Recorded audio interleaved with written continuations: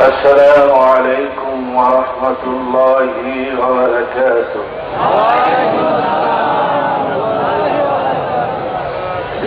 الحمد لله الحمد لله نحمده ونستعينه ونستغفره ونؤمن به ونتوكل عليه ونعوذ بالله من شرور أنفسنا ومن سيئات أعمالنا. من يهده الله فلا مضل له ومن يضلله فلا هادي له. ونشهد أن لا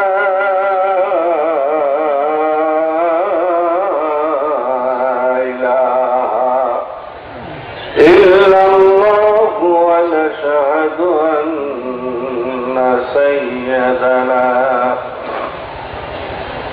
ومولانا محمدا عبده ورسوله. أما بعد فأعوذ بالله من الشيطان الرجيم. جوان كل محبت قولي بسم الله الرحمن الرحيم. وقد قال الله تعالى في كلامه المجيد والفرقان الحميد. يا أيها الذين آمنوا اذكروا الله ذكرا كثيرا وسبحوه بكرة وأصيلا. قال النبي صلى الله عليه وسلم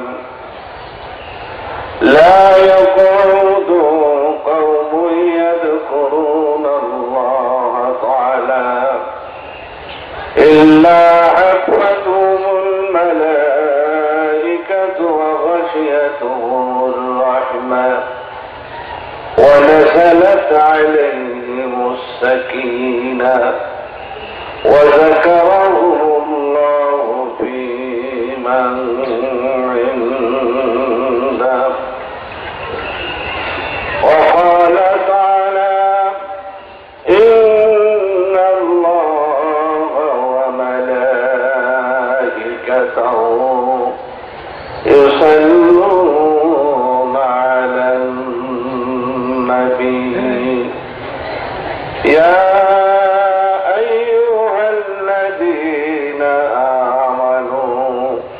صلوا عليه وسلموا تسليما.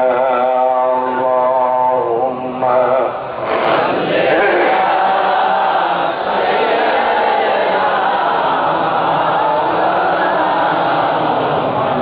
وعلى آل سيدنا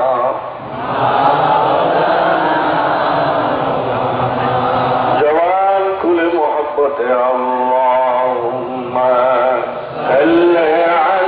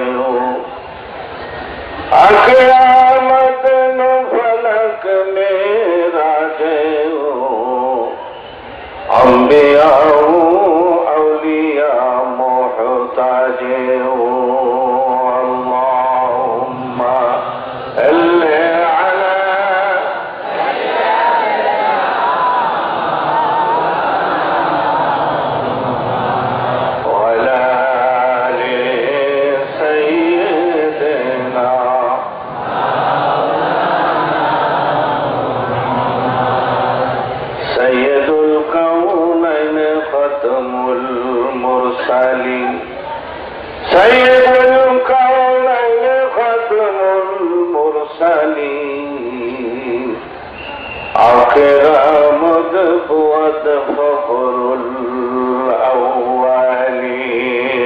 اللهم صل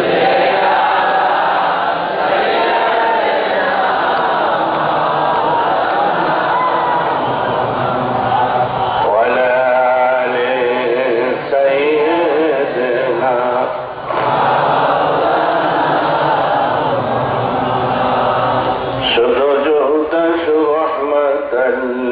للعالمين شرفت رحمة للعالمين مسجد سبحانه يزمين اللهم صل على سيدنا مولانا محمد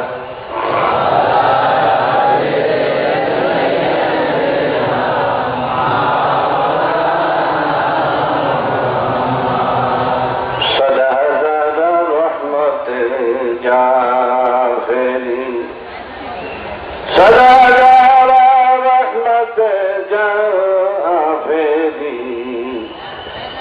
بر آل پاک طاهرين اللهم صل على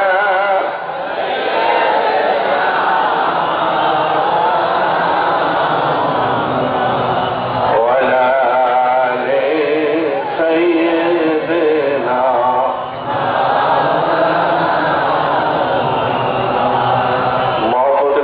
ذکر کوئی لا الہ الا اللہ جوال کوئی لا الہ الا اللہ لا الہ الا اللہ محمد رسول اللہ صلی اللہ علیہ وسلم যার দেলে আছে আমার আল্লাহর ভয় আল্লাহ আল্লাহ সব সময় ঠিক না ভাই ঠিক আধার নিদেরা ভালো লাগে না আধার নিদেরা ভালো লাগে না ভালো লাগে শুধু আল্লাহ লা ইলাহা ইল্লাল্লাহ আরো জোরে লা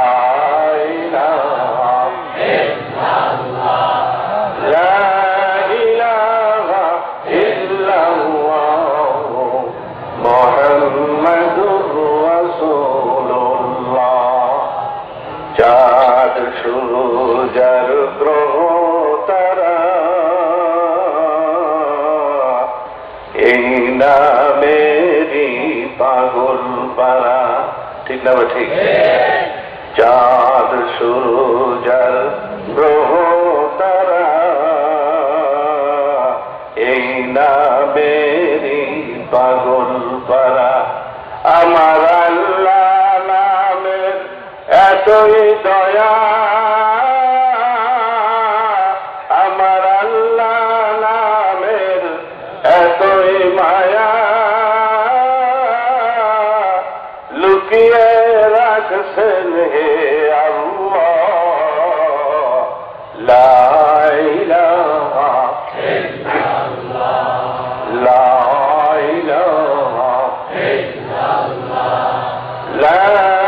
ইলাহা ইল্লাল্লাহ লা মুহাম্মাদুর রাসূলুল্লাহ সাল্লাল্লাহু আলাইহি ওয়াসাল্লাম।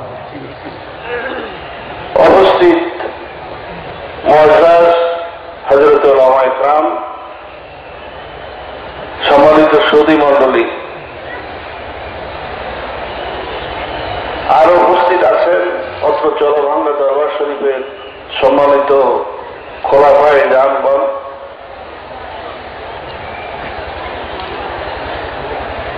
আমার প্রাণ প্রিয় জাকিরিন ও আশিকিন ভাই ও বাবাজিরা, মাইকের আওয়াজ অনেক দূরে যায়, বিভিন্ন স্থানে বাড়িতে অবস্থানরত আমার সম্মানিতা মোহতারিমা মা ও বোনেরা, মহান আল্লাহ রাব্বুল আলামিনের দরবারে অসংখ্য অগণিত শুকরিয়া জ্ঞাপন করছি। চরভাঙ্গা দরবার শরীফ কর্তৃক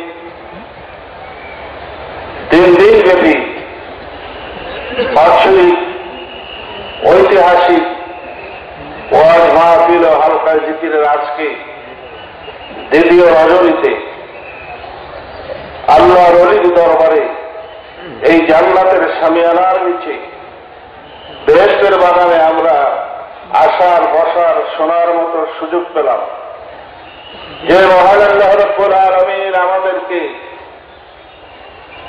মেহেরবানি করে এই পবিত্র মজলিসে কবুল করলেন, সেই মহান স্রষ্টার দরবারে সকলে অন্তঃস্থল থেকে মহব্বতের চিৎকার দিয়ে মালিকের দরবারে শুকরিয়া জ্ঞাপন করি। সকলে বলুন আলহামদুলিল্লাহ। আর একটু জোরে বলি আল্লাহ কোরআন কারীমের মধ্যে বলছেন, লাইন শাকারতুম লাযীদান্নাকুম।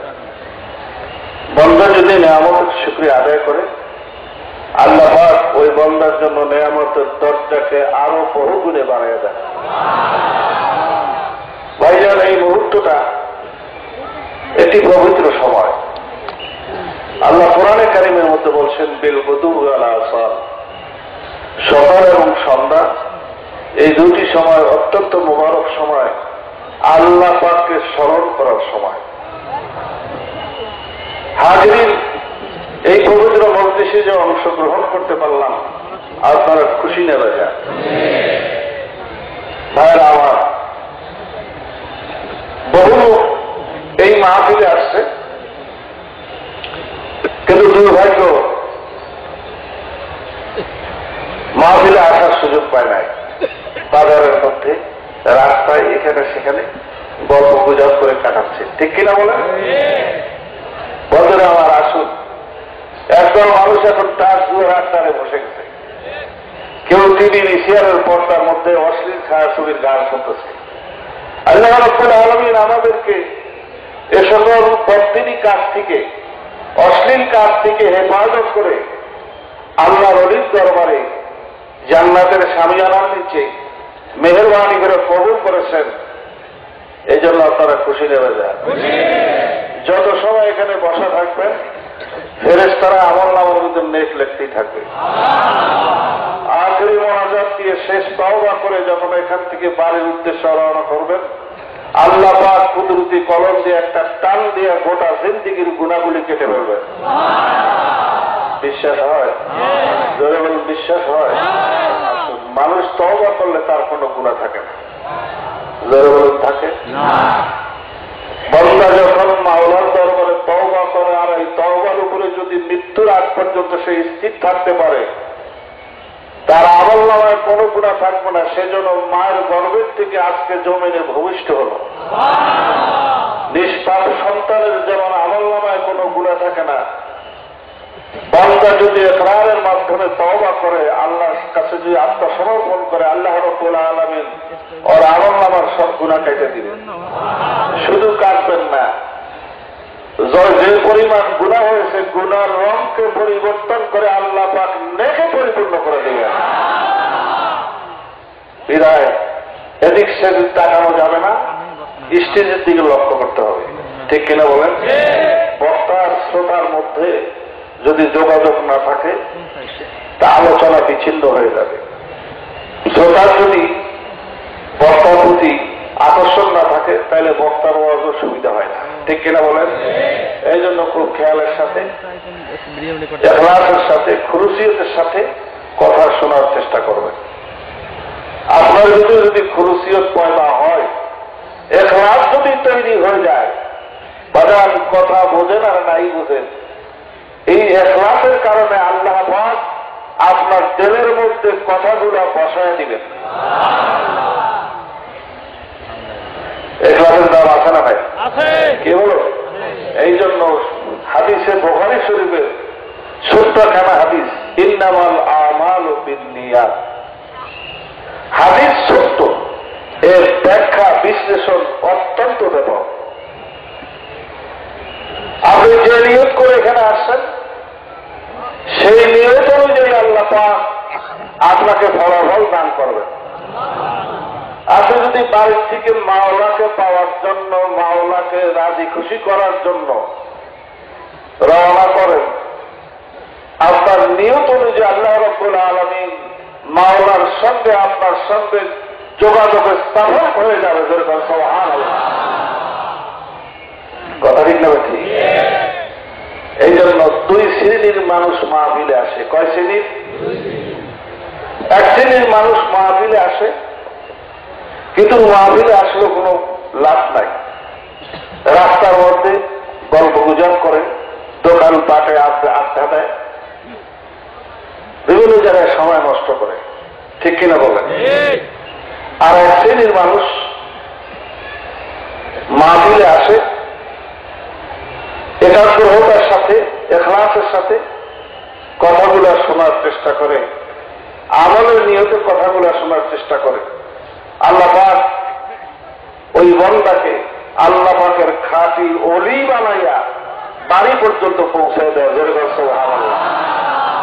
এই জন্য কবি বলতেছেন, হৃদয়ে গরু খর্দে জম্বুরুনাহাল,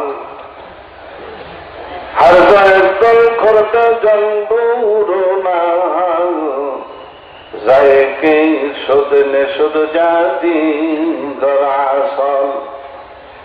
কবি বলেন, মধু পোকার মৌমাছি এক এক দেশে এক এক ভাষা বলে, কেউ মৌমাছি বলে, কেউ মৌ পোকা বলে, কেউ মধু পোকা বলে, কিন্তু জিনিস একই। জোরে বলুন ঠিক কিনা? এই মৌমাছি ফুলের উপরে বসে, ফুলের রস শোষণ করে, নিজে খায়, নিজে পান করে এবং বাসার মধ্যে পবিত্র মধু জমা করে, ঠিক কিনা বলেন? এখন ফুলের মধ্যে বল্লা ভেলরুল বসলো, ফুলের রস শোষণ করলো। ভাইজান, কিয়ামতের পর এক সপ্তাহ যদি চেষ্টা করেন, ওই বল্লা ভেলরুলের বাসার মধ্যে এক ফোঁটা মধু পাওয়া যাবে না। কবি বুঝাইতে চাচ্ছেন, এখন মাহফিলকে কেন্দ্র করে মানুষ বাড়ির থেকে রওনা করে, একদল মানুষ ইখলাসের সাথে, খুলুসিয়তের সাথে আদৌ সরকারের ময়দানে বসে যায়, আর একদল মানুষ ময়দানে বসে এদিক সেদিক তাকায়, আবার রাস্তার মধ্যে যায়, আবার দোকানে আড্ডা দেয়। ও ভাইজান, ওই পোড়া কপাল, যে পোড়া কপাল নিয়ে আসে, ওই পোড়া কপাল নিয়ে ওই যেন বাড়ির দিকে রওনা করল, ঠিক কিনা? এই জন্য আসুন, অত্যন্ত মহব্বতের সাথে কথা শুনতে হবে, আমলের নিয়তে কথাগুলো শোনার চেষ্টা করি। সকলে বলুন আমিন। বন্ধুরা, আমার কিতাবের মধ্যে আছে, ভূমিকা বেশি সময় বলবো না, যেহেতু জিকিরের সময় খুব কম। তাছাড়া আজকে আমাদের প্রধান মেহমান জনাব আলহাজ হযরত মাওলানা আব্দুর রাজ্জাক কাসেমি সাহেব, শেখুল হাদিস, তিনি ইতিমধ্যেই আমাদের মাঝে তশরিফ এনেছেন। সকলে বলুন আলহামদুলিল্লাহ। আমি দরবার শরীফের পক্ষ থেকে তাকে আন্তরিক মোবারকবাদ জানাচ্ছি। আলহামদুলিল্লাহ। আমি সময় নষ্ট করব না, যেহেতু আমি তো আপনাদের পরিচিত লোক। ঘরের মুরগি যখন ইচ্ছা তখনই জবাই করা যায়, ঠিক কিনা বলেন? আমার এই ওয়াজ আপনারা বহু শুনেছেন, এই অঞ্চলের লোক বহু আমার ওয়াজ শুনেছেন। যাই হোক, এবারে আসুন, কিতাবের মধ্যে আসছে যে আপনি যখন বাড়ির থেকে রওনা করছেন এই মাহফিলকে উদ্দেশ্য করে, মাহফিলে কেন আসবেন? ঘরের চৌকাঠের বাহিরে কদম দিয়েছেন, চৌকাঠের বাহিরে কদম রেখে যখন রওনা করেছেন, আল্লাহ রাব্বুল আলামিন আপনাকে ইস্তেকবাল করার জন্য, সম্মান প্রদর্শন করার জন্য আমার মালিকের পক্ষ থেকে 70,000 রহমতি ফেরেশতা পাঠিয়ে দিয়েছে। জোরে বলুন, কয় হাজার? এই 70,000 রহমতি ফেরেশতা আপনাকে ইস্তেকবাল করেন, চলভাঙ্গার ময়দানে হাজির করে দিয়েছেন। এই 70,000 রহমতি ফেরেশতা আপনাকে ছেড়ে বিদায় হয়ে যান নাই, এই ময়দানের মধ্যে অবস্থান করতেছে। যতক্ষণ পর্যন্ত এই ময়দানে বসা থাকবেন, তওবা ইস্তেগফার করে আখিরি মোনাজাত দিয়ে যদি বাড়ির দিকে রওনা করেন, এই মধ্যখানের সময়টা আল্লাহ রাব্বুল আলামিনের রহমতি ফেরেশতা আপনার জন্য আল্লাহর দরবারে দোয়া মাগফিরাত কামনা করতে থাকবে। খুশি নেবে না? আমার ভাইরা, আমার বাবাজিরা, আপনি যখন বাড়ির দিকে রওনা করলেন, এই 70,000 রহমতি ফেরেশতা আপনাকে পাহারা দিয়ে আপনার বাড়ি পর্যন্ত পৌঁছে দিয়ে আসবে। বন্ধুরা আমার, আসুন ইমাম গাজ্জালী রহমাতুল্লাহ আলাইহি কিতাবের মধ্যে লেখে, কোন মাদ্রাসার তালেব ইলম স্বাভাবিক অবস্থায় যখন মাদ্রাসার দিকে রওনা করে, আমার ভাইরা, আমার বন্ধুরা, আল্লাহ রাব্বুল আলামিন এই দ্বীনের তোলাবাদেরকে ইজ্জত সম্মান প্রদর্শন করার জন্য আল্লাহ রাব্বুল আলামিনের রহমতি ফেরেশতা পাঠিয়ে দেন। আর ওই রহমতি ফেরেশতারা জমিনের মধ্যে তাদের নূরের পাখাগুলো ফরাসের চাদরের মতো বিছায়া দেয়। দিনের তালবে ইলম নূরের ফেরেশতার পাখার মধ্যে আসা যাওয়া করেন, বিশ্বাস হয়? আল্লাহর কর্মী মজলিসের মধ্যে ওয়াজ করতেছেন, বক্তব্য শেষ হয়ে গেছে, তিনি স্টেজ থেকে বের হবেন, একবার ডান দিকে তাকান, আবার বাম দিকে তাকান, আবার সামনের দিকে তাকান, চতুর্দিকে তাকাইয়ান, স্টেজ থেকে এমন জোরে সে ঝাম দিলেন 10 থেকে 15 হাত দূরে পড়ে গেলেন। লোকেরা সমালোচনা শুরু করে দিল, এমন একজন বুজুর্গ মানুষ একটা হালকা কাম করেছে। ভাইরা, আল্লাহর ওলির কানে যখন এই কথাগুলো পৌঁছে গেল, তিনি অন্য এক মজলিসে বলছেন, বাবারে, সেদিন যে ঘটনাটা আমার থেকে হয়েছে, এটা আমার ইচ্ছায় হয় নাই, অনিচ্ছা সত্ত্বে হয়ে গেছে, আমার ক্ষমা করে দিও। বাজার, আমি যখন স্টেজ থেকে রওনা করেছি, ডানের দিকে তাকায় আগে দেখলাম আল্লাহ রাব্বুল আলামিনের রহমতি ফেরেশতা নূরের পাখা জমিনের মধ্যে বিছায়া দিয়েছে। বামের দিকে নজর করলাম, সামনের দিকে নজর করলাম, একটা সুদ জায়গা ফাঁকা নাই। অনেক দূরে তাকায় দেখলাম একটা ফাঁকা জায়গা পাওয়া গেছে। এই জন্য আমি জোরে ঝাম দিয়া ওই ফাঁকা জায়গার মধ্যে জাল দিয়া পড়ে গেছি। যেহেতু ফেরেশতাদের নূরের পাখার মধ্যে যদি আমার পা লেগে যায় বেয়াদবি হয় নাকি, এই ভয়তে আমি জাল দিয়া বের হয়ে গেছি। আমার ক্ষমা সুন্দর দৃষ্টিতে দেখ। সুবহানাল্লাহ। ভাইরা আমার,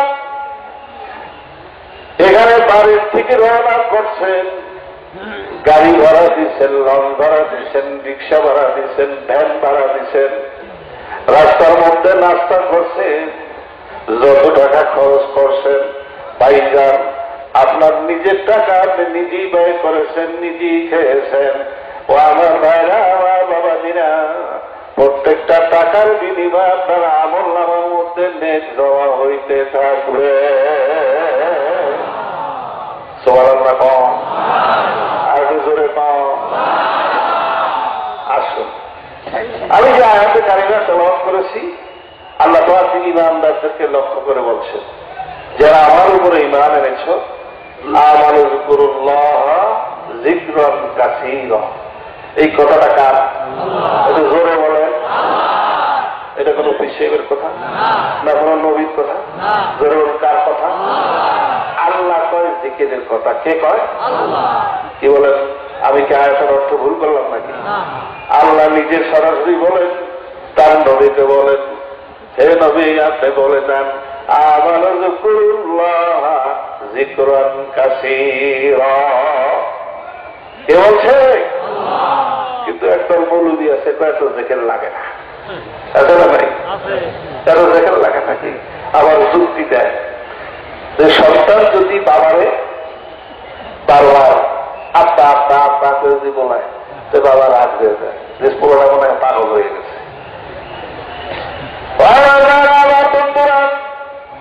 আবার আল্লাহ বলে তোর সন্তানকে যদি বারবার ডাকলে যদি তোর বাবার রাগ হয়ে যেতে পারে, আমি তোর বাপ না, আমি তোর শিক্ষক না, আমি তোর উস্তাদ না,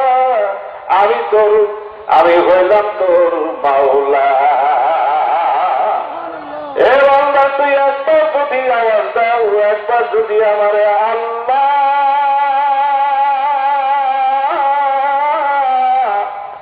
ও আমার আল্লাহ, আবার আল্লাহ বলে বলতে একবার আল্লাহ বলতে আওয়াজ দেওয়ার সঙ্গে সঙ্গে আমি সত্য দিয়ে নেই রাস্তায় গিয়ে আপনি আমি মাওলা তোর সামনে হাজির আছি।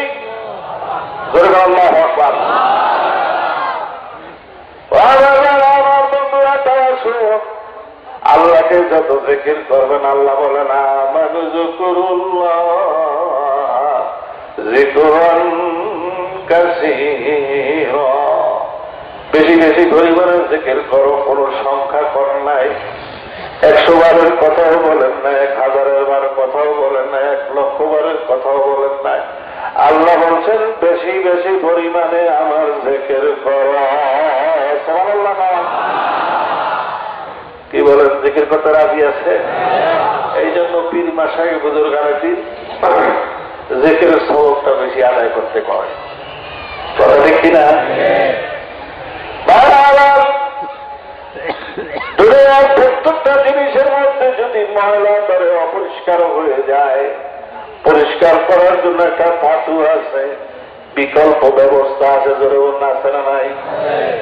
আপনার কাঠির মধ্যে তার মধ্যে যদি জং মরিচিকা ধরে, এই জং ময়লা মরিচিকা পরিষ্কার করার জন্য হাতিয়ার হইল র্যাব। র্যাব চিনেন?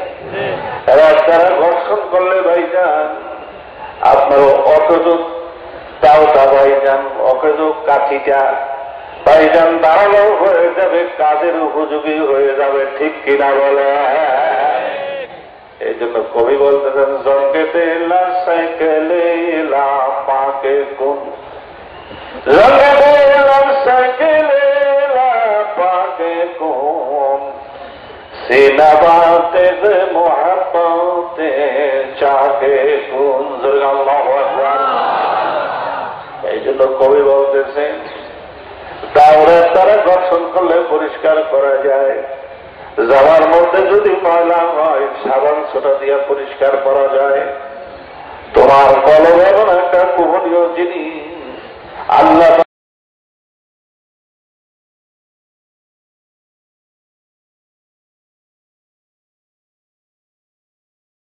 মিশি, এই কলমের মধ্যে যদি ময়লা ধরে, গুনার ময়লা গুনার জংকে ধরে, এখানে সাবান দিলে পরিষ্কার হবে না, এরা তারা ঘর্ষণ করলে পরিষ্কার হবে না, কর্মকারের কাছে গেলেও পরিষ্কার হবে না। এই গুনার ময়লা গুনার জং যদি পরিষ্কার করতে চাও, তুমি লা ইলাহা ইল্লাল্লাহ তারা কলমের উপরে ঘর্ষণ দাও, জরব মারো, জোরে আল্লাহু আকবার। জঙ্গে তেলা সাইকেলে এলা পাকে কোন, সিনাবাতে কে মোহাব্বতে চাকে কোন। এই কলমটা যখন তোমার পরিষ্কার হয়ে যাবে, কলমটা একটা গ্লাস হয়ে যাবে, আয়না হয়ে যাবে, ওই আয়নার দিকে যদি তখন তুমি নজর করবা, আমার মাওলার কুদরতি চেহারা তুমি আয়নার মধ্যে দেখতে পাবে।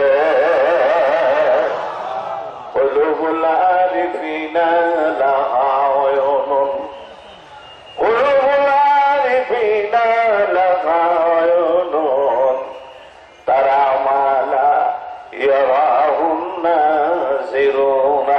আল্লাহু আকবার। করতে করতে সে ফকিরে দরবানা দরবাফা, করতে করতে সে ফকিরে ترفعنا الوقار خود بخدا زادی شدی خود گرفتن عمودی جرگ الله اکبر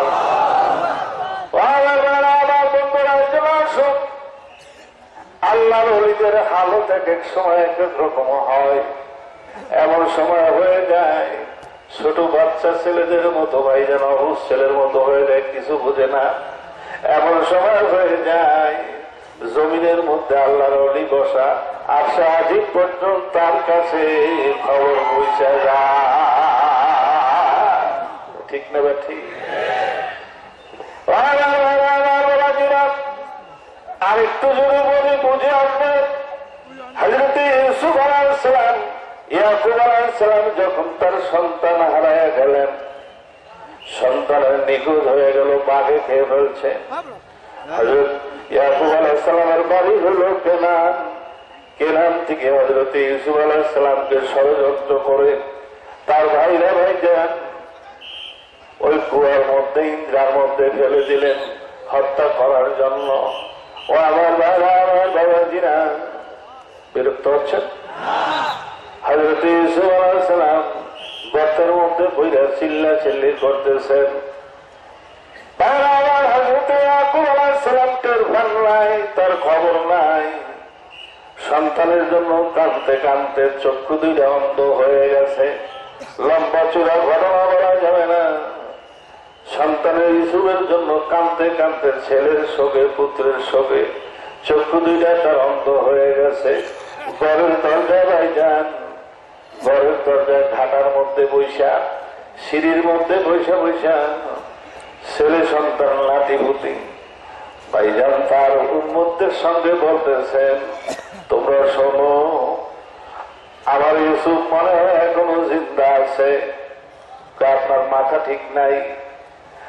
হযরত ইয়াকুব আলাইহিস সালাম বলেন, শোনো, আমার বিশ্বাস আমার ইউসুফ এখনো জিন্দা আছে, যেহেতু আমার নাকের মধ্যে আমার ইউসুফের শরীরের গ্রাম পাইতেছি। ভাইজান কথার গুরুত্ব দিল না। এবং কিছুক্ষণ পরে ভাইজান হযরত ইউসুফ আলাইহিস সালামের গায়ের জামা এসে গেল। হযরত ইউসুফ আলাইহিস সালামের ভাইরা যখন বললেন, ভাই রে, আপনার তোমার সঙ্গে কাঁদতে কাঁদতে চক্ষু দিকে তরন্ত হয়ে গেছে। হযরত ইউসুফ আলাইহিস সালাম বলেন, কোন ট্রিটমেন্টের প্রয়োজন নাই, কোন ওষুধের দরকার নাই, আমার এই জামাটা নিয়ে যাও। এই জামা নিয়ে যখন চোখের মধ্যে মাসে করবে, আমার আব্বার চোখের আলো, সুখের নূর, চোখের জ্যোতি তার পুনরায় ফিরে আসবে। আমার বন্ধুরা ঠিক জামা যখন নিয়ে গেছে, নিয়ে যাওয়ার পরে যখন এই সংবাদ হযরত ইউসুফ আলাইহিস সালাম জামার খবর যখন হযরত ইয়াকুব আলাইহিস সালাম জানতে পাইলেন, হযরত ইয়াকুব আলাইহিস সালাম বসার থেকে দাঁড়াইয়া সামনের দিকে আগায় গেলেন আর বলতেছেন, আমার ইউসুফ জিন্দা আছে। আল্লাহ, আমার চক্ষু নাই, আমার ইউসুফ এখন কি অবস্থা আছে, তার শরীরের কি অবস্থা, আমার চক্ষু নাই, আমি কেমন কইরা দেখব?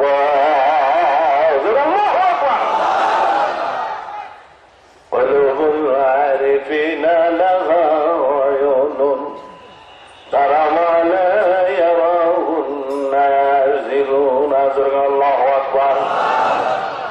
ভাইজান জিকির করতে করতে যখন কলমের চক্ষু পরিষ্কার হয়ে যাবে, প্রত্যেকের সঙ্গে ভাইজান কলম আছে না নাই? আবার আমাদের কলম গুলো ভাইজান মরে গেছে, মৃত্যু হয়ে গেছে, কলমের মধ্যে ময়লা পড়ে গেছে, অন্ধ হয়ে গেছে, এই জন্য দেখি না।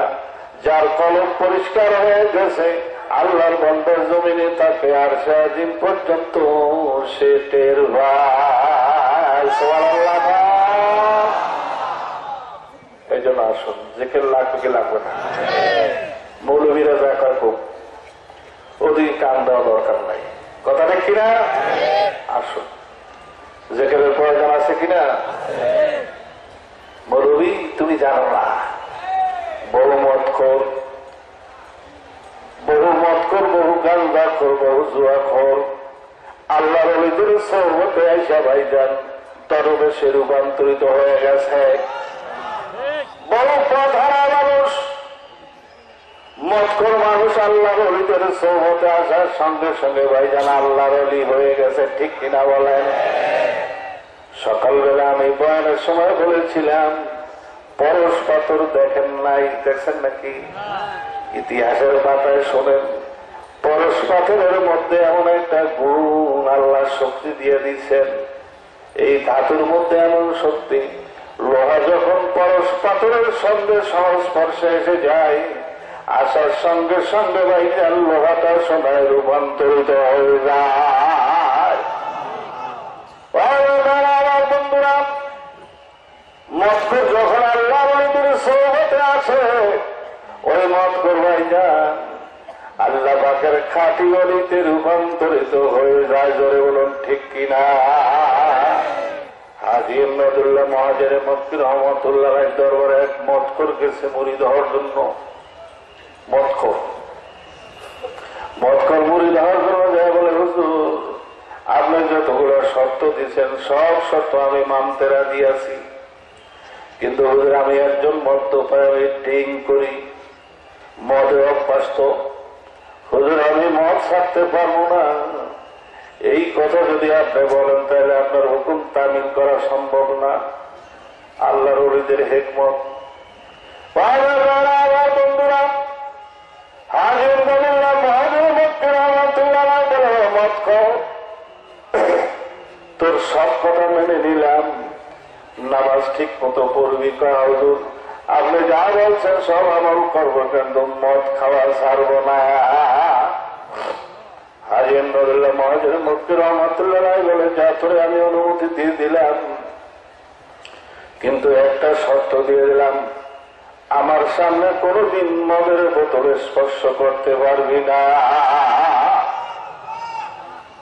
বাইরের মদ করে যখন মদের নেশা এসে গেল, গোপন কক্ষের মধ্যে মদের বোতলের মুখটা খুললেন, গ্লাসের মধ্যে মদ ঢালছে, গ্লাস ভর্তি হওয়ার সঙ্গে সঙ্গে গ্লাসটা হাতের মধ্যে নিছে। এইবার যখন মুখের কাছে নিছে, এমন সময় নজর করে দেখেন ওই গ্লাসের মধ্যে হাজী ইমদাদুল্লাহ মহাজের মক্কি রহমতুল্লাহ আলাইহি দাঁড়ায় আছে। কুলুবুল আরিফিনা লাহা আয়ুনুন, কুলুবুল আরিফিনা লাহা আয়ুনুন, তারা মা লা ইয়ারাহুন নাযিরুন। আল্লাহু আকবার।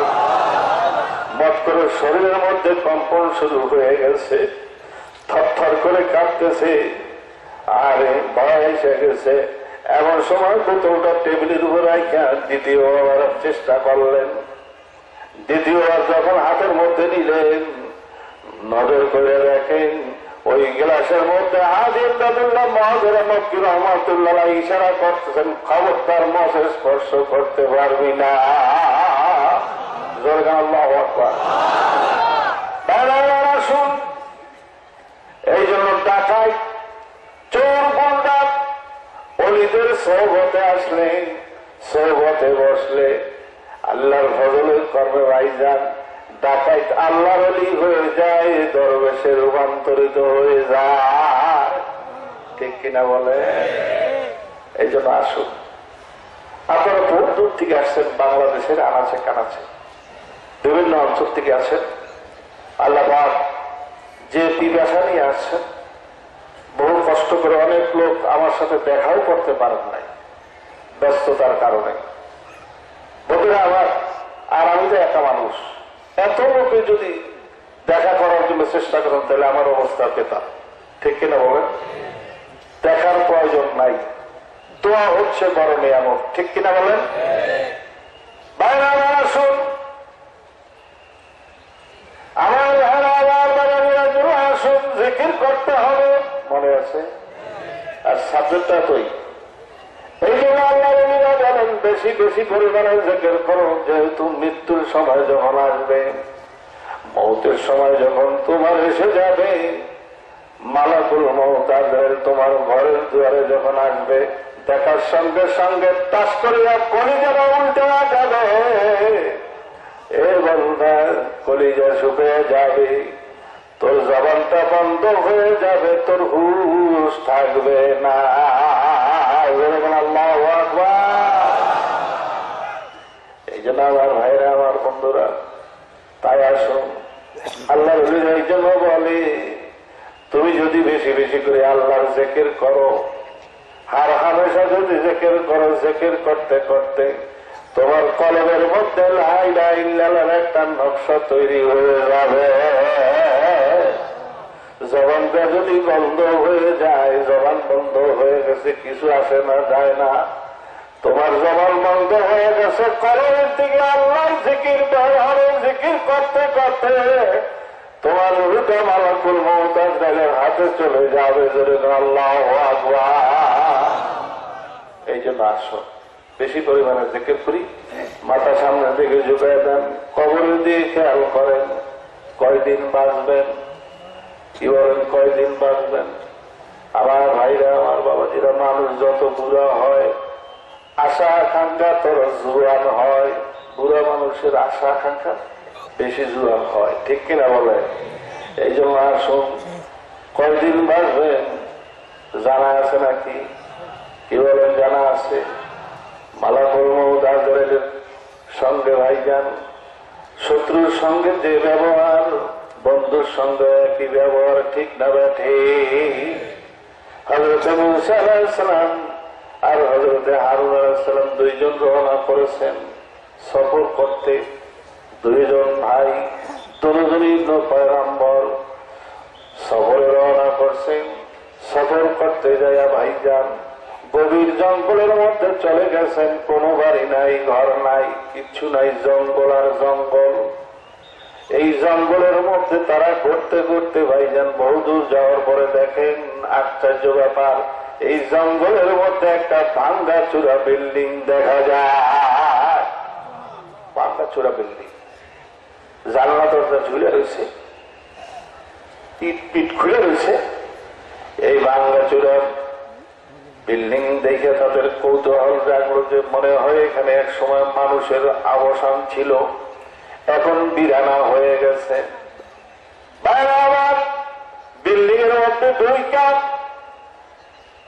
বিভিন্ন রুম দেখতেছেন ভাঙ্গা চূড়া, কিন্তু একটা আশ্চর্য ব্যাপার, এই ভাঙ্গা চূড়া বিল্ডিং এর মধ্যে এমন একটা সুন্দর রুম, বিভিন্ন ফুল দিয়া সাজানো, মনে হয় যেন এই রুমটা একটা বাসর ঘর।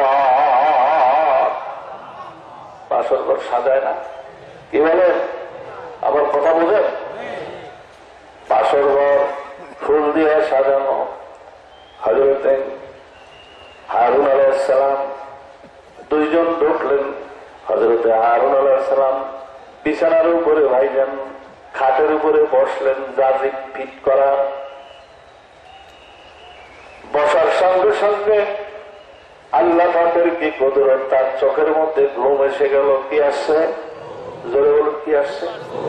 ঘুম যদি আসে, কি বলেন, ঘুম রক্ষা করা যায়? কি বলেন? যখন ঘুম এসে গেল, হযরত হারুন আলাইহিস সালাম বলতেছে, ভাই মূসা আলাইহিস সালামকে বলতেছে, ভাই যে আমার বড্ড বড় ঘুমে ধরছে, আপনি একটু ঘুরে আসেন, আমি একটু আরাম করে নেই। সুবহানাল্লাহ। হযরত হারুন আলাইহিস সালাম যখন শুয়ে গেলেন, ঘুমায় পড়লেন গভীর ঘুমের মধ্যে। হযরত মূসা পয়গম্বর ঘুরতে ঘুরতে ভাইজান দরজার মধ্যে এসে ডাক দিলেন, কোন সারা শব্দ নাই। এইবার ডাকতে ডাকতে যখন রুমের মধ্যে ঢুকলেন, ডাকাডাকি করলেন, কোন সারা শব্দ নাই। এমন সময় পা ধরে নাড়া দিলেন, নাড়া দিয়ে দেখেন তার গোটা দেহ নড়তেছে, ইন্না লিল্লাহ হয়ে গেছে। হযরত মূসা পয়গম্বর কাঁদতে কাঁদতে হয়রান পেরেশান হয়ে গেলেন। দুই ভাই একত্রিত হয়ে আসলাম, আল্লাহ রে, আমি বনি ইসরায়েলদের কাছে যে কি জবাব দিব? বনি ইসরায়েল ছিল অত্যন্ত টেরা জাতি, ঠিক কিনা বলেন? জোরে কম। বন্ধুরা,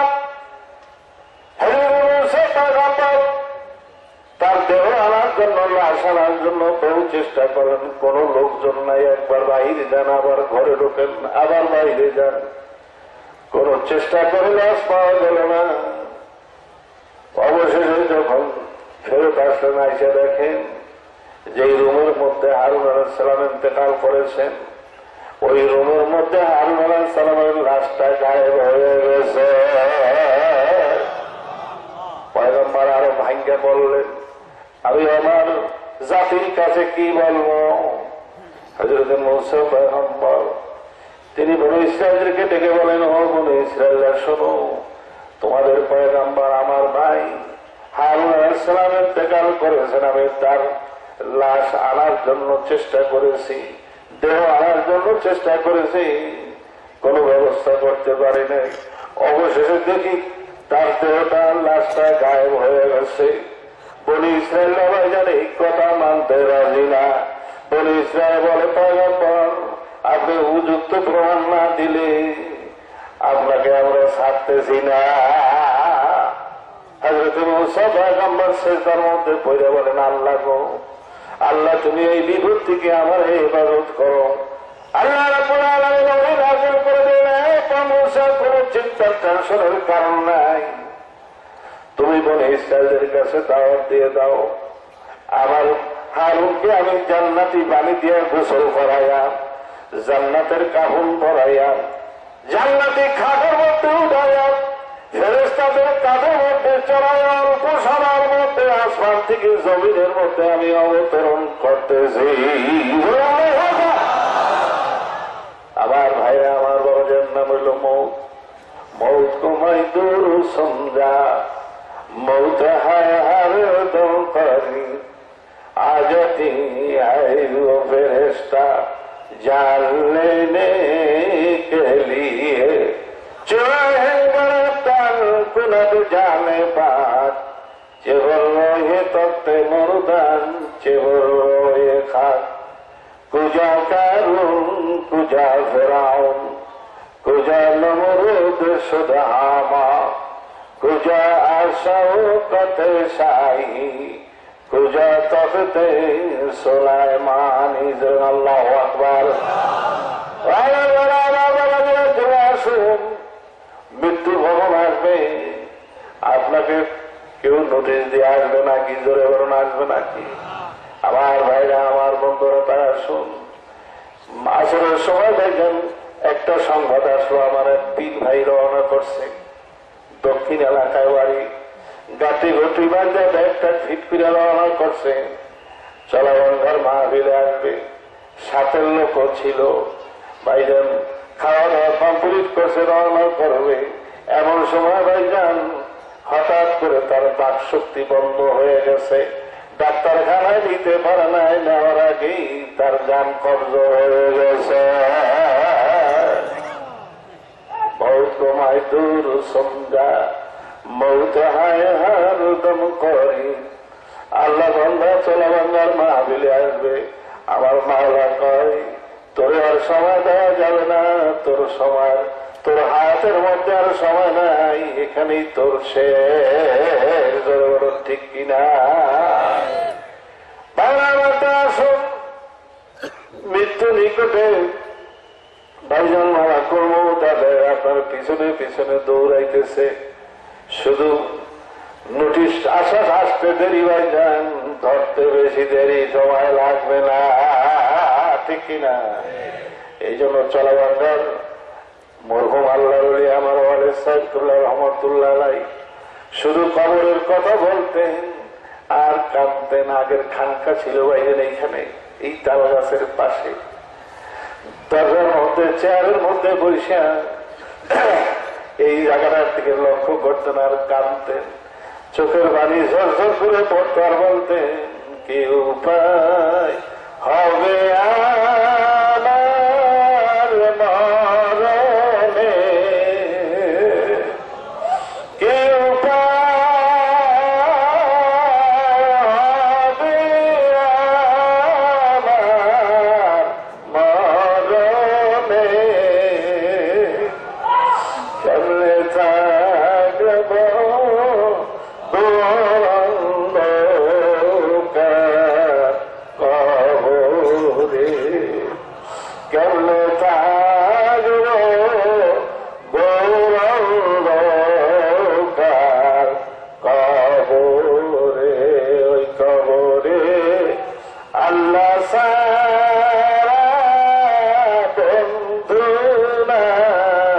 বলুন আছে? ওই কবরে মাওলা সারা সাথী নাই। বাবা যত সুন্দর করে বাড়ি বানাও, ঘর বানাও, বাবা এই ঘরে একদিন তুমি থাকতে পারবা না। যত মজবুত করিয়া বিল্ডিং বানাও।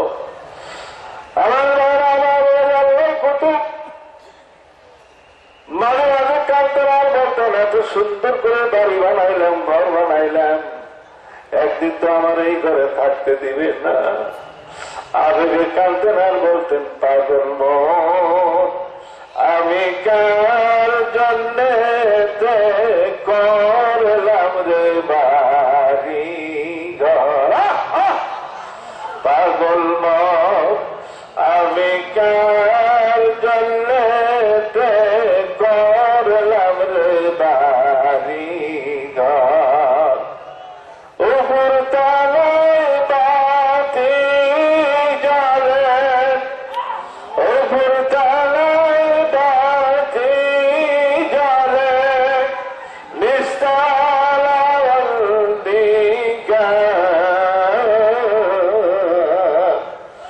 আমি কার জন্যে করলাম রে বাড়ি ঘর। মাথার আবার সামনের দিকে ঝুঁকে দাও, চক্ষু দুইটা বন্ধ করে কবরের দিকে খেয়াল করো, আর মহব্বতে মাসুক মাওলারে মহব্বতে ডাক দাও। লা ইলাহা ইল্লাল্লাহ জবানে যখন বলবা মানের দিকে খেয়াল করবা, আল্লাহ বাদে কেউ মাবুদ নাই। আমার বাড়ি নাই, ঘর নাই, দোকান নাই, মোকান নাই, ছেলে নাই, বিবি নাই, নাই নাই নাই নাই কিছু নাই।